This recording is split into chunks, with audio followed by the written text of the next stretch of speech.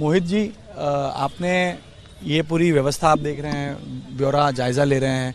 कल ना भूतो ना भविष्य मैंडेट आया, जनता ने मैंडेट दिया, और ना भूतो ना भविष्य ऐसा शपथ ग्रहण समारोह होने वाला है। आप क्या कहेंगे? देखिए, सबसे पहले तो पूरी महाराष्ट्र की जनता का धन्यवाद देते हैं कि उन्होंने जिस तरह से प्यार महायुति की सरकार को दिया, जिस तरह से उन्होंने माननीय नरेंद्र मोदी जी के नेतृत्व को उन्होंने सराहा। और डबल इंजन नहीं बोलूँगा, मतलब राष्ट्र और महाराष्ट्र में कोऑर्डिनेशन की एक सरकार हो, इस नैरेटिव को साथ मानते हुए और 2.5 साल तक जो महाविकास आघाड़ी की सरकार थी उसको उन्होंने ठुकरा कर पूरा बहुमत का मैंडेट आज जो भारतीय जनता पार्टी को दिया, उसके लिए दिल से उनका धन्यवाद। और साथ ही साथ आप देख सकते हैं कि जैसे महाराष्ट्र में जो वोटिंग परसेंटेज बढ़ा, जिस तरह से महाराष्ट्र में लोगों ने आज हम एक हैं तो सेफ हैं, जो कंसोलिडेशन ऑफ वोट्स लोकसभा में हुए थे किसी एक पर्टिकुलर जाति के आपको मैं खुल के इसमें क्या बोलूं, आप भी समझ सकते हैं। जिस तरह से एक फेक नैरेटिव चलाया गया था लोकसभा के समय, उस नैरेटिव को विधानसभा में पूरा ठुकराते हुए, उस नैरेटिव को तोड़ते हुए आज ये जो जीत है, मैं स्पष्ट बोलना चाहूँगा, ये जीत के पीछे एक पूरे देश में देश को बहुत ही वर्षों पहले छत्रपति शिवाजी महाराज ने दिशा दिखाई थी। और फिर से उन्हीं के राजा महाराज, उन्हीं का तो देश उनका है, लेकिन वही महाराष्ट्र ने आज पूरे देश को दिशा दिखाई कि हिंदू ना मराठा है, ना ब्राह्मण है, ना दलित है, हिंदू हिंदू है, एक है तो सेफ है। के पीछे ऐसा नहीं है कि कटोगे तो बटोगे, वो बात नहीं। जो एक एकता का संदेश महाराष्ट्र के राजकारण ने, जबकि थोड़े दिन पहले आपको बताया जा रहा था, सब लोग ऐसे मीडिया में और इंटेलेक्चुअल्स कुछ बोल रहे थे कि महाराष्ट्र की राजकारण इतना अभी खराब हो चुका है कि देश में यूपी बिहार से खराब है। लेकिन जिस तरह से महाराष्ट्र के राजकारण ने आज पूरा मैंडेट मोदी जी को दिया है, आज पूरा मैंडेट उन्होंने भारतीय जनता पार्टी महायुति को दिया है, ये खुद में एक उत्तर है। देवा भाव की मैं बात करूंगा आपसे, आप करीब से जानते हैं, देखते हैं, उनका काम आपने देखा है। पिछले कुछ महीनों में मैंने देखा एक नैरेटिव उनके लिए भी सेट किया गया, उनको सभी जगह से विलन बनाने की कोशिश की गई। और ये जब बातें हो रही थी, ये जब बातें की जा रही थी, स्पष्ट दिख रहा था कि सभी का टारगेट एक व्यक्ति है, देवेंद्र फडणवीस। लेकिन इन सब पे मात करते हुए, इनको सबको काटते हुए वो आगे गए। तो ये जो साजिशें हो रही थी उसको तोड़ा गया। और मैं जो जानकारी आती है वो हमेशा ऐसी है कि ना सिर्फ बाहर के लोग ही नहीं, तो अंदर के लोगों ने भी कई बातें ऐसी करी, लेकिन उस पर मात देवेंद्र फडणवीस ने किया और जनता ने क्लियर मैंडेट दिया है। 19 में भी क्लियर मैंडेट दिया था, लेकिन यूबीटी ने जो किया उसके बाद सरकार नहीं बन पाई। लेकिन ये 5 साल का हम कह सकते हैं देवेंद्र फडणवीस की अगर जर्नी देखें तो कई मायनों में बहुत महत्वपूर्ण और अहम रही है। देखिए गणेश जी, आप भी आदरणीय देवेंद्र जी को बहुत करीबी से जानते हैं और आप भी उनको काफ़ी पर्सनली रिपोर्टिंग आपने उनके काम की 14 से की है, मुझे लगता है। देखिए, देवेंद्र फडणवीस सिर्फ एक नाम नहीं है, देवेंद्र फडणवीस एक इंस्टीट्यूशन है, और वो ऐसा इंस्टीट्यूशन है जिससे बहुत कुछ आप सीख सकते हैं।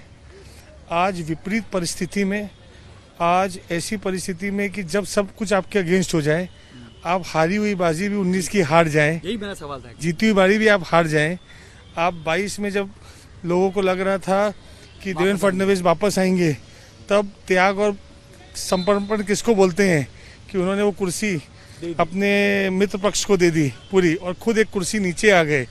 और 19 में कैसे विरोधी पक्ष नेता, पार्टी ने बोला बनना पड़ेगा तो जाके विरोधी पक्ष नेता बने। धैर्य, पेशेंस, समर्पण, लॉयल्टी पे करती है। वो उसका क्या अर्थ होता है, लॉयल्टी 99.99% नहीं हो सकती, 100% होती है। तो देवेंद्र फडणवीस एक सिर्फ नाम नहीं है।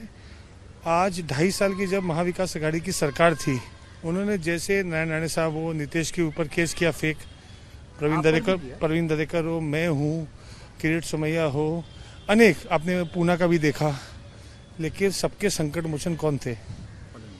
जबकि उनके ऊपर खुद के ऊपर चल रहा था कि केस, रश्मि शुक्ला मैडम वाला वो जो फेक केस बनाकर कैसे उनको भी अरेस्ट किया जाए, वो भी एक प्लानिंग चालू थी सरकार की। उसमें भी आज पूरे पार्टी को, जो नेता ने 105 को 4 नहीं होने दिया, पूरे ऑपोजिशन के बाद, ताकत लगाने के बाद एकत्र होकर रखा, एक छत के, एक घर के परिवार के बड़े सदस्य के रूप में सबको संभाल के रखा, साथ साथ प्रोटेक्शन रख दी।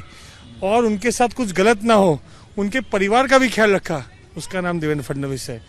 आज अगर आप बोलेंगे उद्धव ठाकरे जो मुख्यमंत्री होते हुए अपना घर नहीं संभाल पाए, एंटायर कंसोलिडेशन ऑफ पावर के बाद उनके घर के आमदार नहीं संभाल पाए, गृह मंत्री राज्य मंत्री उनके पार्टी का था, वो छोड़ के चला गया, उनके लोग छोड़ के चले गए, किधर कंपैरिजन है?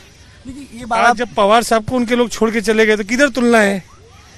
तो जो बचे वो आएंगे, खबरें बहुत हो रही हैं कि अभी तो बचे हुए आएंगे कि नहीं आएंगे, ये उनके पार्टी का प्रश्न है। आपने प्रश्न मुझसे पूछा देवेंद्र जी के बारे में, तो मेरा बोलने का मतलब है कि बहुत ही युगों में ऐसा इंसान पैदा होता है जिसकी सोच बहुत बड़ी होती है। लोगों ने उनके प्रति षड्यंत्र रचे, फेक नैरेटिव चलाए, लोगों ने अपनी कहानियाँ रची और एक स्टेप आगे जाते हैं। 2019 में आपको भी पता है उनकी बेटी से शुरुआत की, वॉल के ऊपर, वर्षा में वॉल के ऊपर क्या लिखा, कोई नौकर कैबिन में किसने क्या सर्वेंट कैबिन में लिखा था, फिर उनकी पत्नी के बारे में, उनके बारे में। तो वो सब चीज़ों को धैर्य रखते हुए अपने लक्ष्य के प्रति काम करना, और लोगों ने भी आज जिस तरह का 90% स्ट्राइक रेट का मैंडेट भारतीय जनता पार्टी को दिया है, तो कहीं ना कहीं तो इसमें मोदी जी तो है ही है, लेकिन आज जो उन्होंने पार्टी के लिए महाराष्ट्र की राजनीति में नीचे तक उन्होंने मोदी जी के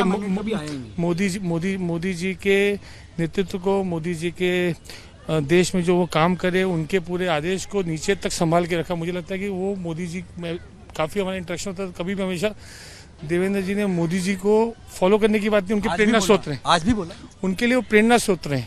तो मुझे लगता है कहीं ना कहीं विपरीत परिस्थिति या कठिनाइयों में भी कैसे संयम रखना चाहिए और उतना ही बोलना चाहिए। आज तक आप देखा होगा देवेंद्र फडणवीस साहब ने कभी भी ऐसा कोई स्टेटमेंट नहीं दिया जिससे उनको रिट्रैक्ट करना पड़ा या जिससे उनका मजाक बना हो या जिससे कभी ना कभी उन्होंने मी पुनः ये बोला था, आज साबित हो गया। आप भी माइक्रो मैनेजमेंट करते थे मोहित भाई, मैं आपसे मिलता था उस समय, लेकिन आपने कभी पर्दे के आगे आप आए नहीं।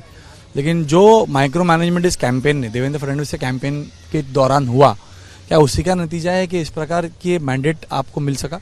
नहीं, देखिए ऐसा नहीं है, कोई मेरा कोई माइक्रो मैनेजमेंट वो सब ऐसा नहीं है। देखिए ये एक टीम का, पूरी भारतीय जनता पार्टी के पूरे कार्यकर्ताओं का, हमारे विचार परिवार का, ये एक बहुत बड़ी लड़ाई थी। ये लड़ाई सिर्फ एक कोई मुख्यमंत्री बनने की और हार और जीत की नहीं थी, ये लड़ाई सबके लिए अस्तित्व की थी।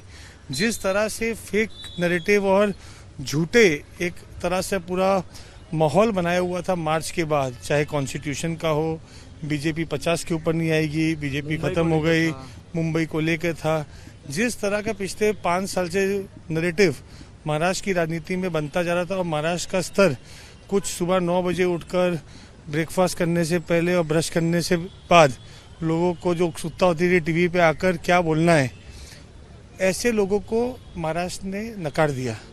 जो महाराष्ट्र की गरिमा, महाराष्ट्र की अस्मिता की बात करते, महाराष्ट्र की भाषा की बात करते, लेकिन लोगों ने भी देखा जब उनको 2.5 साल मौका दिया तो उन्होंने विकास का काम नहीं किया, काम बंद करने का काम किया। ये चुनाव लोगों ने 2014 से लेकर 19 तक जो नरेंद्र मोदी जी के नेतृत्व में, मैं क्यों बोलना चाहूँगा, आज सेंटर से जो योजनाएं हैं, चाहे बुलेट ट्रेन आपने उसका विरोध किया, मेट्रो, कोस्टल, FDI, वो सब काम जो चालू हुए, समुद्री एक्सप्रेस, अटल सेतु, बहुत सी चीज़, अनगिनत काम है। जो काम देवेंद्र जी ने एज ए मुख्यमंत्री होते उस समय चालू किए थे, वो 22 से लेके 24 तक पूरे हुए। आज फिर से जो उनको मौका मिला है, मेरे को ऐसा लगता है ये और भविष्य में देवेंद्र जी की 3.0 नहीं, 2.0 पारी है। 2.0 में महाराष्ट्र रुकेगा नहीं, मतलब फिर हाँ, महाराष्ट्र क्यों रुकेगा? ये महाराष्ट्र नरेंद्र मोदी जी दौड़ेगा, नरेंद्र मोदी जी बैठे महाराष्ट्र को आगे ले जाने के लिए पूरे देवेंद्र जी के साथ देकर। और ये जो मैंडेट है 90% स्ट्राइक रेट, 90% स्ट्राइक रेट का मैंडेट जो महाराष्ट्र की जनता ने महायुति सरकार को दिया, एकनाथ शिंदे साहब की पार्टी को दिया, अजीत दादा की पार्टी को दिया, तो ये स्पष्ट है, उन लोग का मानना एकदम लोगों का क्लियर है कि विकास यही मुद्दा है, झूठा नैरेटिव नहीं चल सकता। आखिरी सवाल आपसे, आपने कहा देवेंद्र जी से लॉयल्टी सीखनी चाहिए, लॉयल्टी उनसे आपने सीखी और आप भी लॉयल रहे 5 साल। नहीं, सवाल पूरा होने दीजिए। 5 साल तक जो भी मैंने देखा, क्योंकि मैंने आपको भी देखा है करीब से काम करते हुए, उनको भी देखा है एज ए पत्रकार। मैं यही सवाल पूछूंगा आपके, कल जब वो शपथ लेंगे तो आपके लिए भी एक भावुक क्षण होगा, आपके लिए भी एक ऐसा क्षण होगा जिस क्षण को आप देखते होंगे, जीते होंगे, वो कल हकीकत में आपको सामने नजर आएगा।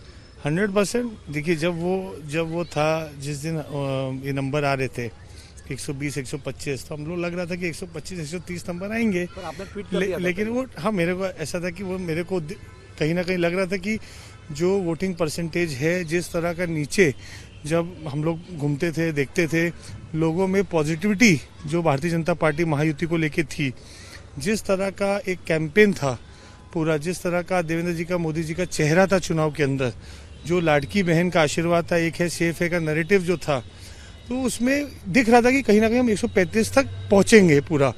तो जब वो 135 हुआ, जब मैं उनसे मिला तो वो एक एक्साइटमेंट में उनको गले लगाने उठा लिया। तो वो एक कार्यकर्ता की अपना नेता के प्रति भावना थी, वो मेरी भावना थी उनके प्रति। और आज जब वो मुख्यमंत्री का जब उनको फाइनल किया गया, जो विधायक दल का नेता चुना गया, तो भी बहुत भावुक क्षण था। और कल का क्षण तो हमारे जैसे सभी लोग जिनके ऊपर इतना अत्याचार पिछले 2.5 वर्षों में, अभी के 2.5 के पहले वर्षों में महाविकास अघाड़ी की सरकार ने किया, उनके लिए सबके लिए तो ये बहुत ही बड़ी जीत है। तो देवेंद्र जी में हम सब अपना रूप देखते हैं, चाहे किरीट भाई हो, चाहे सोशल मीडिया इन्फ्लुएंसर सुनैना होले हो, समीर ठक्कर हो, नवनीत राणा हो, रवि राणा हो, नितेश राणे हो, जिन जिन लोगों, प्रवीण दरेकर हो, प्रसाद लाड हो या आशीष सेलार हो, इन सबके ऊपर कैसे झूठे केस उस सरकार में किया। तो कल का क्षण हम सबके लिए ऐसा क्षण है जिस क्षण के अंदर देवेंद्र जी के अंदर हम अपने आप को देखते हैं। For exclusive and insightful videos, subscribe to our new channel ABP Live Premium.